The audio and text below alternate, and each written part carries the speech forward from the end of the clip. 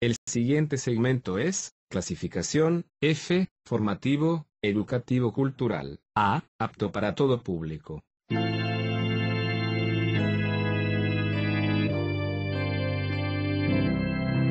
Bienvenido a Hora de Estudio Bíblico, con nuestro maestro el Dr.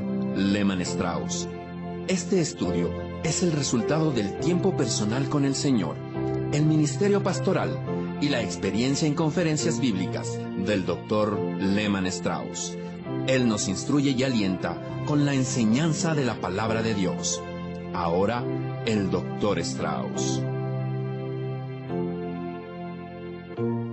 Una vez más, bienvenidos a Hora de Estudio Bíblico. Muchas gracias por sintonizarnos y acompañarnos estudiando la palabra de Dios. Hoy vamos a continuar con nuestro estudio en Romanos, así que abra su Biblia, por favor, en esta maravillosa epístola, en el capítulo 8.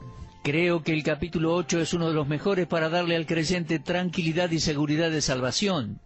Esa seguridad eterna que Dios provee para aquellos que confiamos en Cristo. ¿Qué capítulo, mis amigos? Quiero leer los primeros 4 versículos. Romanos 8, 1 en adelante dice así: Ahora pues, ninguna condenación hay para los que están en Cristo Jesús, porque la ley del Espíritu de vida en Cristo Jesús me ha librado de la ley del pecado y de la muerte. Porque lo que era imposible para la ley, por cuanto era débil por la carne, Dios, enviando a su Hijo en semejanza de carne de pecado y a causa del pecado, condenó al pecado en la carne, para que la justicia de la ley se cumpliese en nosotros, que no andamos conforme a la carne, sino conforme al Espíritu. Bien, amigos, la última parte de este versículo 4 es la que me lleva a continuar con nuestro estudio concerniente a la persona y obra del Espíritu Santo que hemos comenzado en el programa anterior. Pero antes de avanzar, vamos a orar. Amado Padre, hacemos una pausa para agradecerte por esta maravillosa verdad que nos has dado en tu santa palabra, la Biblia. Queremos pedirte que la exposición de tu palabra traiga bendición, seguridad y consuelo a nuestros corazones. Te pedimos, Señor, por aquellos que están pasando por momentos difíciles. Sabemos, oh Dios, que tú eres omnisciente y lo sabes todo. Y te agradecemos porque estás cerca de cada uno de nosotros. Gracias, Señor, por ello. Gracias por acompañarnos y fortalecernos en medio de las pruebas. Dios, bendice a cada oyente y obra por medio de tu palabra escrita en nuestras vidas.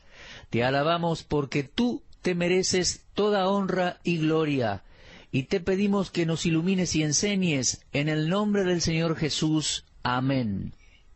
Muy bien, mis amigos, vamos a continuar donde dejamos en el último programa. Romanos capítulo 8. Y voy a pedirles que me sigan con algunas porciones complementarias de las Escrituras. Vamos a ir también a Hechos 18 y 19. Pero en principio comenzamos leyendo así Romanos 8, 9.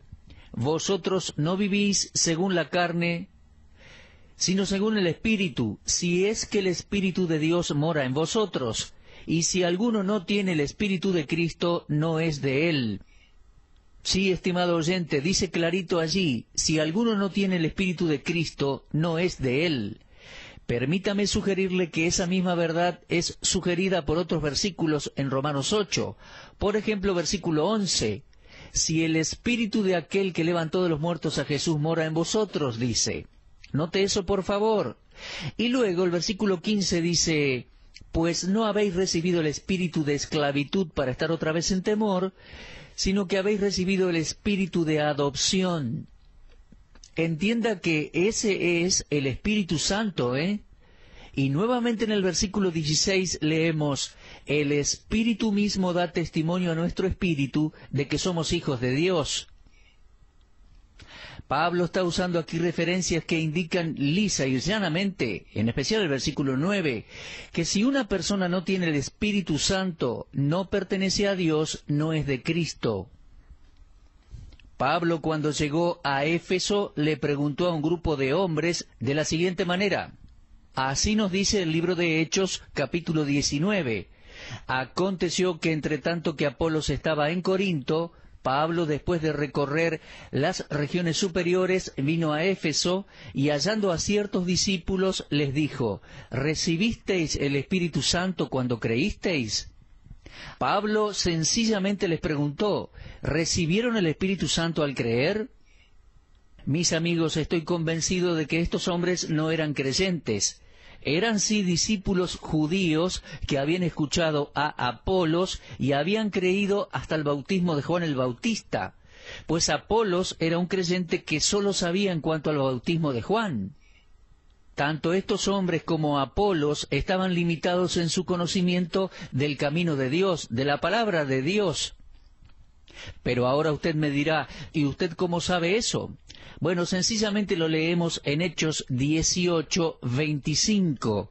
Dice de Apolos: este había sido instruido en el camino del Señor, y siendo de espíritu fervoroso, hablaba y enseñaba diligentemente lo concerniente al Señor, aunque solamente conocía el bautismo de Juan. Fíjese por favor en Hechos 18:25, ese solamente conocía el bautismo de Juan. Y después leemos en el versículo 26, comenzó a hablar con denuedo en la sinagoga, pero cuando le oyeron Priscila y Aquila, le tomaron aparte y le expusieron más exactamente el camino de Dios. Muy bien, ¿qué vemos en estos dos versículos? Que Apolos tenía un conocimiento limitado. Él solo sabía del bautismo de Juan, y además observamos la capacidad de discernimiento de Priscila y Aquila. Ellos lo tomaron a un lado y lo instruyeron en la verdad de la palabra de Dios.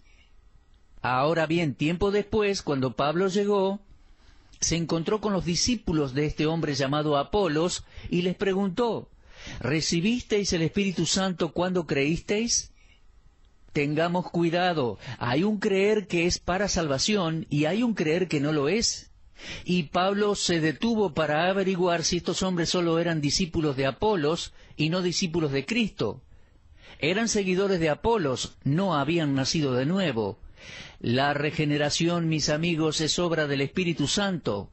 El Señor Jesús dijo: de cierto les digo, que el que no naciere de nuevo no puede ver el reino de Dios. Y la epístola de Pablo a Tito, capítulo 3, versículo 5, dice: nos salvó no por obras de justicia que nosotros hubiéramos hecho, sino por su misericordia, por el lavamiento de la regeneración y por la renovación en el Espíritu Santo. Y Pablo dice en Romanos 5:5, a todos los que fueron regenerados, a los ya justificados, les dice así: el Espíritu Santo que nos fue dado. Ahora, mi amigo, responda esta pregunta usted mismo. ¿Posee usted el Espíritu Santo? ¿Ha recibido el Espíritu Santo? Si lo tiene, entonces ha nacido de nuevo. Si no ha recibido el Espíritu Santo, entonces nunca ha nacido de nuevo. Porque definidamente Romanos 8:9 dice: si alguno no tiene el Espíritu de Cristo, no es de él. Eso es lo primero que quiero que veamos.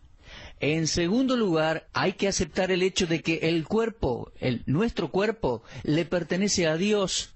Sí, mi amigo, su cuerpo le pertenece a Dios, quien mora dentro suyo por medio del Espíritu Santo.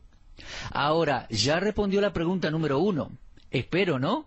¿Recibió el Espíritu Santo? ¿Es nacido del Espíritu? Muy bien, ahora tenemos una segunda pregunta. Y uno tiene que considerar el hecho de que su cuerpo le pertenece a Dios, quien mora en nosotros. Y si usted tiene alguna duda al respecto, 1 Corintios 6, 19 y 20 lo dejan bien en claro. Pablo dijo: ¿o ignoráis que vuestro cuerpo es templo del Espíritu Santo, el cual está en vosotros, el cual tenéis de Dios y que no sois vuestros? Porque habéis sido comprados por precio, glorificad pues a Dios en vuestro cuerpo y en vuestro espíritu, los cuales son de Dios. Mis amigos, en Corinto había templos paganos de todo tipo, uno para cada deidad, dioses falsos. Así que los corintios entenderían la terminología de Pablo. La concepción que el hombre tiene de Dios es que Dios mora en templos o en catedrales. Esto es muy común para los paganos, pero en el cristianismo tenemos una nueva concepción de la morada de Dios. Dice, Dios no mora en templos hechos por manos humanas. Así predicó Pablo en Hechos 17:24. Pero Pablo agrega en 2 Corintios 6:16, vosotros sois el templo del Dios viviente. Amigo creyente, no solo es importante que usted y yo veamos que el Espíritu Santo de Dios mora en nosotros, sino que es importante reconocer el hecho de que estamos obligados a ceder nuestros cuerpos al que mora en nosotros. Esto hace que la adoración a Dios sea algo práctico, y pone en la esfera física y espiritual el tema de la adoración. Esto hace que la adoración sea algo del corazón. El saber que el Espíritu Santo mora dentro de uno, eso hace que el cuerpo pase a ser un templo real, donde mora Dios. Nosotros, en respuesta a esto, le damos el cuerpo en el cual Él mora. Ahora, este es un principio muy importante para ver allí en Romanos capítulo 8. Avanzando, quiero que veamos el versículo 5. Sí, Romanos 8:5 dice, porque los que son de la carne piensan en las cosas de la carne, pero los que son del Espíritu en las cosas del Espíritu.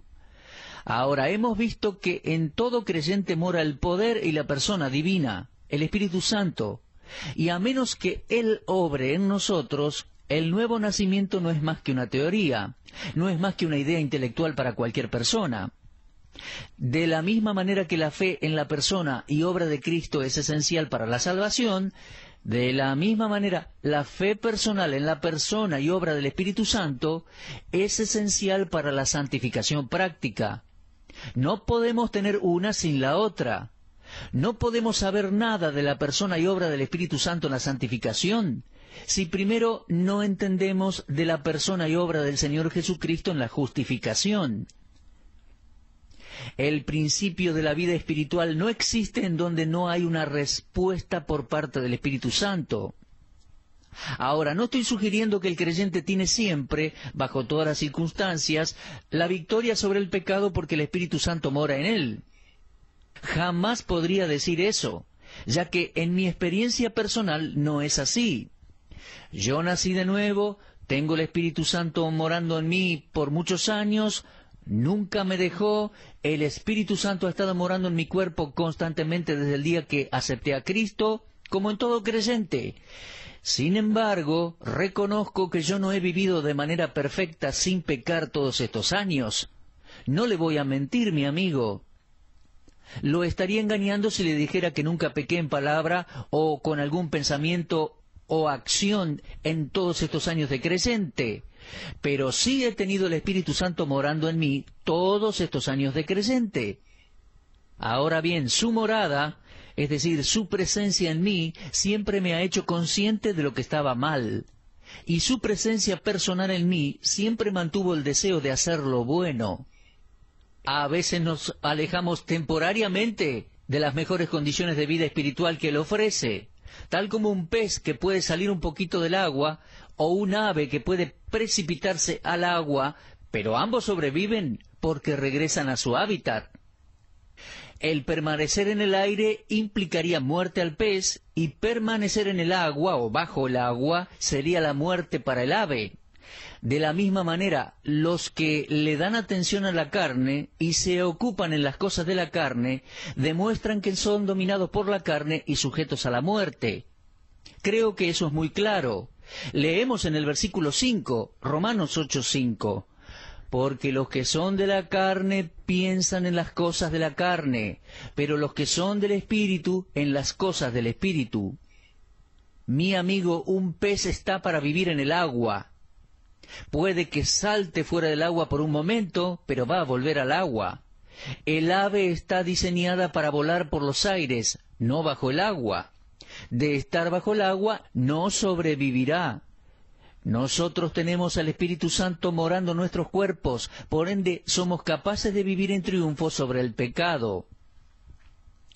Ahora bien, en el versículo 13 leemos, porque si vivís conforme a la carne, moriréis. Y ya habíamos leído en el versículo 6, el ocuparse de la carne es muerte. Vemos muerte y muerte y muerte en cada uno de estos versículos.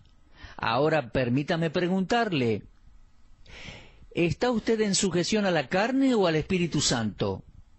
Si usted está andando tras la guía del Espíritu y pensando en las cosas del Espíritu, entonces no estará viviendo una vida independiente del Espíritu Santo. Ahora, lea el versículo 5 nuevamente y pregúntese, ¿qué tengo en mente? ¿Cómo son mis pensamientos? ¿Cuáles son mis propósitos? ¿Cuáles son mis planes para este día, para mañana, para esta noche? Aún para lo que me quede de vida en esta tierra. ¿Dónde están colocados mis afectos? ¿Cuál es mi aspiración mayor? ¿Cuál es la gran meta en mi vida? Leemos el versículo 5 y debemos formularnos esas preguntas. Dice, los que son de la carne piensan en las cosas de la carne. Los que son del Espíritu piensan en las cosas del Espíritu. Mi amigo, léalo en alta voz usted también, y hágase esas preguntas que le sugerí. Permítame repetirle una más. ¿Qué hay en mi mente ahora? ¿Cuáles son mis pensamientos? ¿Cuáles son mis propósitos? ¿Cuáles son mis planes para hoy? ¿Qué planes tengo para el resto de mi vida? ¿Cuál es la meta que procuro? Ahora bien, no estoy hablando de pequeños detalles, dónde estará mañana o qué estará haciendo precisamente, sino que me refiero a las prioridades, a lo que le damos valor en el diario vivir. Estoy refiriéndome a lo número 1. 1 Corintios 10:31 dice, si pues coméis o bebéis o hacéis otra cosa, hacedlo todo para la gloria de Dios. Ahora, quiero insistir un poquito. Responda a las preguntas a la luz de 1 Corintios 10:31. Hacedlo todo para la gloria de Dios. ¿Qué tengo en mente? ¿Mis pensamientos glorifican a Dios? ¿Cuáles son mis propósitos? ¿Glorifican a Dios? ¿Cuáles son mis planes en la mañana? ¿Glorifican a Dios? ¿Dónde tengo mis afectos? ¿Glorifican a Dios? ¿Cuál es la meta de mi vida? ¿Glorifico a Dios? ¿Puede responder positivamente de esa manera? Son preguntas cuya respuesta va a revelar en su interior su relación y mi relación con el Espíritu Santo, ya que ese versículo 5 dice, los que son de la carne piensan en las cosas de la carne, los que son del Espíritu en las cosas del Espíritu. Ahora, el versículo 6 dice, porque el ocuparse de la carne es muerte, pero el ocuparse del Espíritu es vida y paz. El estado de mente carnal se revela a sí mismo en el deseo por las cosas carnales, y la búsqueda de estas cosas va a llevar al individuo a la destrucción. Eso es, a la separación de Dios, y va a traer incluso sus consecuencias físicas. La separación eterna de Dios es la muerte segunda mencionada en Apocalipsis 20, versículos 6 y 14. Entonces, permanecer solamente en la gratificación de la carne solo va a resultar en la separación de Dios, muerte. Ahora, la razón de esto la vemos, y es dada allí en el versículo 7 de Romanos 8, porque dice allí, por cuanto los designios de la carne son enemistad contra Dios. En otras palabras, la mente carnal es enemistad con Dios o contra Dios. El rehusarse a reconocer lo que Dios dice y someterse a Él prueba que la mente carnal está en antagonismo con Dios. Se rehúsa a someterse a Dios y a ser controlado por su ley, por su palabra. Esa ley es la ley del Espíritu del versículo 2. Entonces, el oponerse a esa ley es oponerse al Espíritu Santo. Leemos allí en esos versículos la frase, ni tampoco pueden. Y eso significa que la mente carnal, por su propia naturaleza, no tiene la habilidad de cambiar. Leemos en 1 Corintios 2:14, el hombre natural no percibe las cosas que son del Espíritu de Dios, porque para él son locura, y no las puede entender porque se han de discernir espiritualmente. Por supuesto, aquí se trata del hombre natural, que no es salvo, que nunca ha nacido de nuevo. Puede que esa persona diga ser cristiano, puede que sea un miembro activo de alguna iglesia, pero su enemistad contra Dios prueba que sus pensamientos son comandados por Satanás. Por ende, llega a la muerte. Eso es lo que leemos en estos versículos. Se da cuenta, la mente carnal es enemistad con Dios y es muerte. El ocuparse de la carne es muerte. Por eso lo voy a decir de nuevo. Usted puede ser miembro de alguna iglesia u organización, puede decir que es cristiano, pero si está luchando contra Dios, rebelándose constantemente contra Dios, eso deja evidenciado que sus pensamientos están comandados por Satanás, y según versículo 6, va a la muerte. No hay lugar en el cielo para personas así, su fin es la destrucción. Ahora bien, por otro lado, están aquellos que andan en el Espíritu y que se ocupan en las cosas del Espíritu. Estas son personas espirituales, y dice el versículo 6, el ocuparse de la carne es muerte, pero el ocuparse del Espíritu es vida y paz. ¿Y cuál es la persona que se ocupa del Espíritu? Bueno, una persona que se ocupa del Espíritu Santo es aquella persona cuya mente está controlada por el Espíritu Santo, es guiada por el Espíritu Santo y va hacia las cosas del Espíritu Santo. Esas personas, esos creyentes, se deleitan en ejercitar su mente y su corazón en oración y en la palabra de Dios. Ese es el hombre espiritual. Ya no vive para sí mismo, porque el que es espiritual conoce la mente de Dios. Eso quiere decir que tiene la mente de Cristo, como leemos en 1 Corintios 2, versículos 15 y 16. Mis amigos, el verdadero creyente experimenta un cambio completo en la vida. Ahora, es verdad, debo volver a aclararlo, que el principio de pecado sigue siendo parte del creyente, pero hemos cedido a un principio mucho más alto, mucho más sublime, la intervención del Espíritu Santo en nuestras vidas. El Espíritu Santo es el agente poderoso de la santificación. Al reconocer su presencia morando en nosotros y cediendo nuestra mente y nuestro cuerpo diariamente a Él, tendremos deseos espirituales. El hombre espiritual es como el buen árbol que da buenos frutos, y ese fruto se describe en la Biblia, en Gálatas 5, 22 y 23, como el fruto del Espíritu. Ahora bien, permítame preguntarle algo. ¿Anda usted en la carne? La palabra andar se refiere al comportamiento de uno, su forma de vivir. Le pregunto, ¿su manera de vivir está orientada a las cosas carnales? Me temo que los que andan en la carne son una gran mayoría de las personas con las que me encuentro en esta vida. Y los que andan en el Espíritu son una cantidad mucho menor y son notables por virtud de su mentalidad espiritual. De hecho, los que andan en el Espíritu son una paradoja para el resto del mundo. Leemos, ocuparse en el Espíritu es vida y paz. Y estas son dos cosas que los que andan en la carne no conocen. Fíjese por favor en la persona espiritual. No solo posee vida, sino que tiene una paz que se le nota. Al ser guiado por el Espíritu, nada que sucede lo turba o le quita esa paz. El mundo a su alrededor estará lleno de odio y dudas, pero éste anda en el Espíritu, calmo, manteniendo el equilibrio mental y emocional.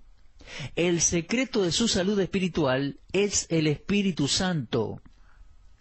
Y mis amigos, qué importante es depender de Él, poner de nuestro pensamiento, nuestras emociones y nuestra voluntad a su servicio, entregarnos a Él, invocar su guía y dirección y presencia. y obrando nuestra conducta para su gloria. Bueno, mis amigos, debemos hacer una pausa aquí. Por favor, siga en casa, repasando la lectura de Romanos capítulo 8. En nuestro programa se nos terminó el tiempo. Vamos a continuar, si Dios quiere, con nuestro estudio de Romanos 8 en nuestro próximo programa. Gracias por habernos acompañado y será hasta entonces, si Dios quiere. Usted estuvo escuchando Hora de Estudio Bíblico con el maestro el doctor Lehmann Strauss.